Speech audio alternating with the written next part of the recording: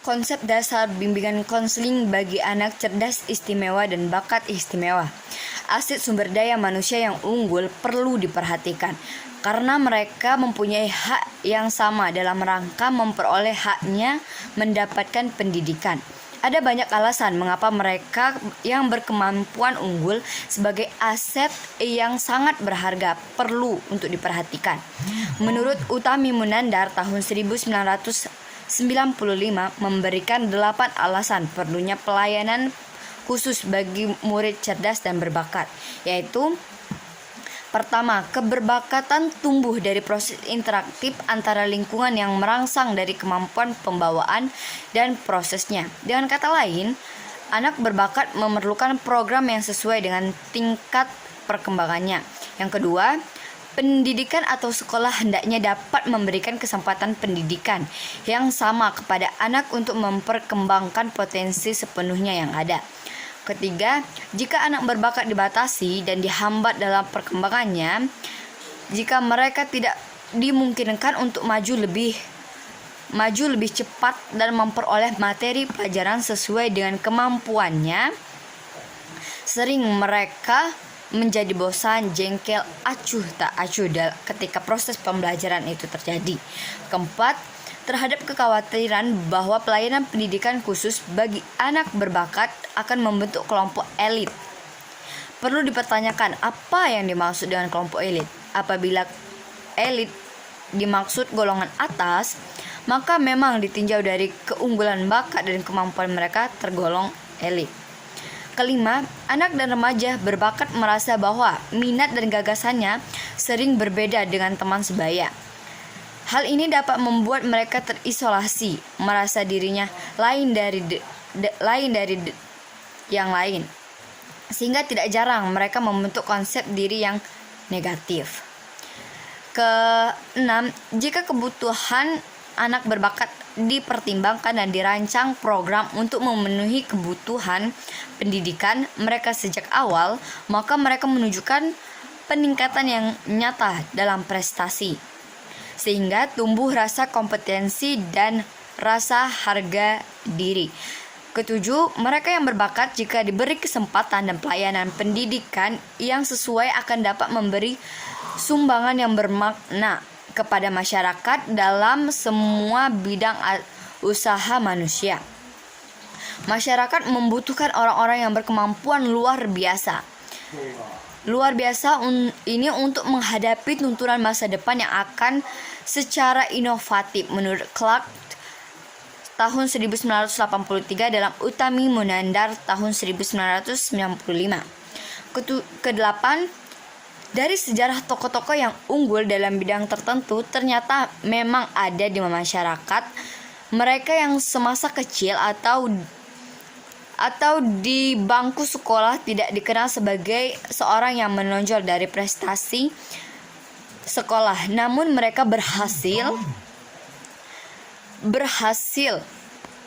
dalam hidup. Anak berbakat kreatif memerlukan program bimbingan yang berdefinisi yang berkenaan dengan karakteristik, kebutuhan, dan masalah-masalah mereka.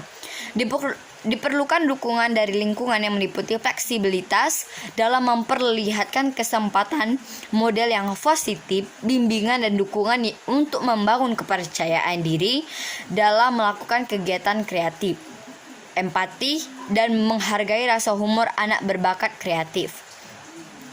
Menurut Munandar tahun 2009 275, step intervensi bertitik tolak dari karakteristik kebutuhan anak yang kebutuhan yang berdefinisi yang meliputi 3 bidang khusus, yaitu psikologi sosial, akademis, dan perencanaan karir atau hidup. Strategi untuk kebutuhan psikologi anak berbakat. Psikososial, anak berbakat memerlukan pengalaman dan pemahaman yang jelas mengenai ciri-ciri afektif yang membedakan anak berbakat dan anak normal. Jika jenis konseling ini merupakan bagian dari kurikulum anak berbakat, guru dapat menanganinya. Jika bidang masalahnya terutama klinis, maka dapat diminta seorang psikologis klinis.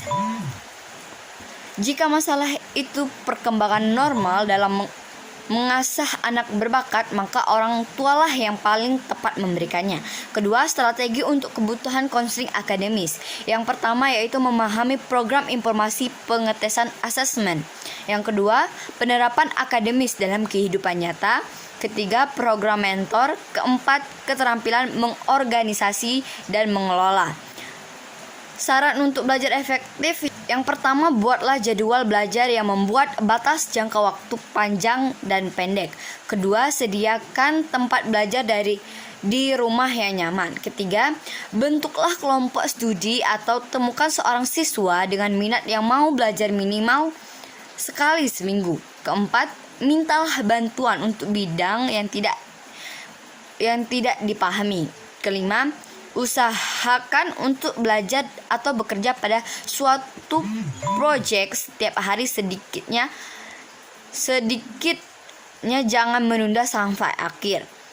Keenam, jika tersedia alternatif, pilihlah proyek di luar yang menarik dan kreatif.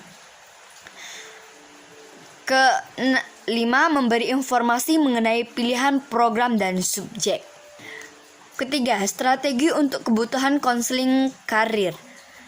Yang pertama, yaitu siswa diminta membuat makalah tentang filsafat hidup. Kedua, siswa diminta mengembangkan 5 tujuan untuk 4 tahun yang akan datang. Ketiga, gunakan teknik pemecahan masalah secara kreatif untuk menangani beberapa dilema perencanaan kehidupan. Keempat, siswa mempelajari kehidupan berupa beberapa tokoh yang unggul dan dengan sengaja membuat rencana hidup. Kelima, siswa mewawancarai beberapa tokoh yang mereka kagumi dengan menyusun kuesioner yang berstruktur. Assalamualaikum warahmatullahi wabarakatuh. Perkenalkan, nama saya Wafi Maulana Firdaus dengan NIM 20396 akan melanjutkan materi tentang teknik-teknik anak berbakat bagi anak JB. Menangani siswa tersebut mengarah pada unsur-unsur yang berhubungan dengan yang pertama, pengembangan ranah kognitif atau intelektual. Hal ini mengandung implementasi bagi guru-guru untuk menyediakan rentang pengalaman belajar yang luas dan dapat diakselerasikan dan mengakselerasikan pengembangan kognitif anak berbakat. Yang kedua yaitu pengembangan ranah kognitif. Layanan bimbingan yang perlu diberikan ialah menghampiri pikiran dan harapan anak berbakat dengan sikap terbuka dan membantu anak untuk memahami pikiran dan harapan yang ada. Yang ketiga, pengembangan ranah fisik. Pengembangan anak berbakat yang cenderung berkembang pada awal dari usia pada umumnya menghendaki layanan pendidikan yang memungkinkan anak memperoleh pengalaman memadukan pola perkembangan berpikir dengan perkembangan fisik. Yang keempat, pengembangan ranah intuitif. Layanan pengembangan bagi anak berbakat perlu memperdulikan pengembangan pengalaman yang didorong dia untuk berimajinasi dan berkreasi. Yang kelima, pengembangan ranah kemasyarakatan. Layanan bimbingan yang dapat diberikan ialah membantu anak memperoleh pengalaman pengembangan diri dari anggota kelompok yang mampu berpartisipasi dalam proses kelompok.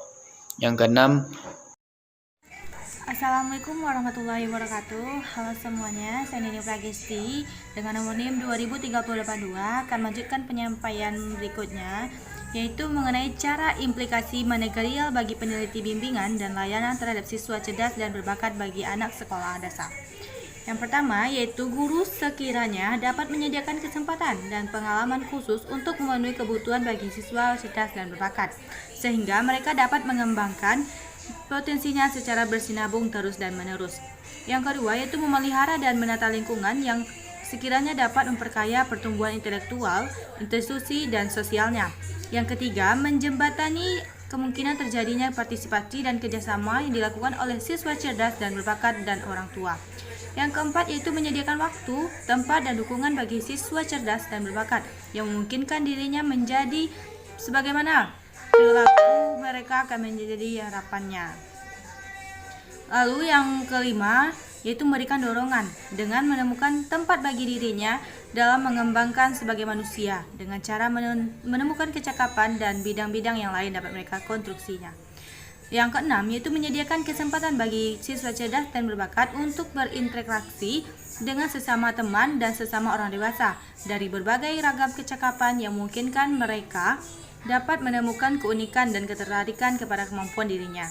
Yang ketujuh yaitu membimbing dan memotivasi setiap aktivitas yang dilakukan bagi siswa cerdas dan berbakat dengan arahan yang tepat sesuai dengan kemampuan yang dimiliki mereka dari sikap emosional dan sikap sosial. Mungkin itu yang bisa saya sampaikan. Sekian, terima kasih. Wassalamualaikum warahmatullahi wabarakatuh. Kerjasama penanganan anak CIBI dalam bimbingan konseling. Layanan bimbingan yang dimaksud tidak diarahkan kepada layanan yang bersifat eksklusif, melainkan dikembangkan secara terpadu di dalam sistem bimbingan yang ada. Layanan bimbingan bagi anak CIBI tetap bertolak belakang dari pandangan tentang hakikat manusia sebagai makhluk pribadi, sosial, dan makhluk Tuhan. Anak cerdas berbakat dipandang sebagai suatu keutuhan pribadi sehingga program layanan bimbingan yang dikembangkan mampu menyentuh semua dimensi perkembangan secara utuh. Secara umum, model dan strategi konseling bagi anak berbakat dapat dikembangkan sebagai berikut. A. Konseling terapeutik. Konseling terapeutik dimaksudkan untuk memberikan perlakuan terhadap persoalan yang dihadapi oleh ABA, baik itu berkenaan dengan persoalan sosial pribadi, akademik, maupun karir. Adapun strategi yang sering menunjukkan efektivitas yang tinggi bagi penyelesaian persoalan ABA diantaranya sebagai berikut. Mengelompokkan dengan teman sebaya, menstrukturkan sistem, pembuatan jejaring, e-konseling atau diskusi kelompok, terapi pustaka, pemberian model tokoh, keagamaan, mentorship, pemanggangan, konseling sebaya, konseling keluarga, konseling individual, dan kelompok pendukung.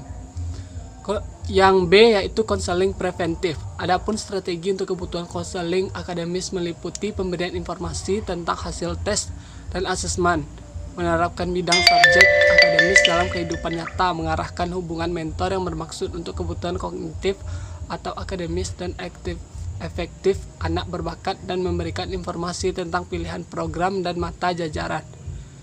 Sedangkan strategi untuk kebutuhan konseling karir meliputi beberapa topik kunci didiskusikan dan kegiatan yang membantu siswa merencanakan karir. Karakteristik anak berbakat dan kondisi lingkungan rumah, sekolah dan lingkungan rumah, sekolah dan masyarakat yang menghambat ungkapan kreatif, mengakibatkan berbagai ketegangan pada anak berbakat yang pada gilirannya dapat menyebabkan kesulitan dalam belajar dan perilaku bermasalah. Sekian, terima kasih. Assalamualaikum warahmatullahi wabarakatuh.